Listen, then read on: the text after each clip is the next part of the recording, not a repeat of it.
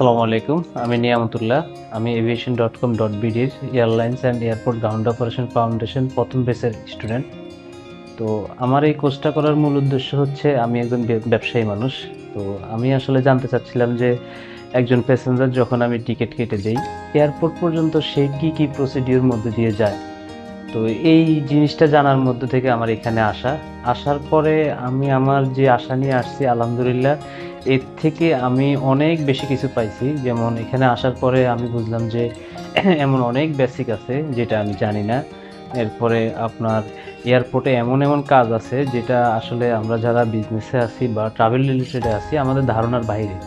তো এখানে আসার পরে আমি বুঝলাম যে একটা যাত্রী বোর্ডিং কিভাবে হয়, কিভাবে তার ব্যাগেজ লোডিং হয়, এয়ারলাইন সেফটিগুলো কি, এয়ারপোর্টে কিভাবে কাজ হয়, এয়ারপোর্টের সেফটি বা অথরিটি কারা, এই টোটাল জিনিসগুলো আমি সব কিছু বা আপনার এই ট্রানজিট ফ্লাইটে ব্যাগেজ কিভাবে হ্যান্ডেল হয়, কিভাবে আমার একজন যাত্রী কমপ্লেন করে ব্যাগেজটা আবার সে ভালো সার্ভিস পাবে, ব্যাগেজটা যদি সে হারাই ফেলে সে কোথায় কমপ্লেন করবে, সে এয়ারপোর্ট ম্যাজিস্ট্রেটের কাছে যে কি চাইতে পারে।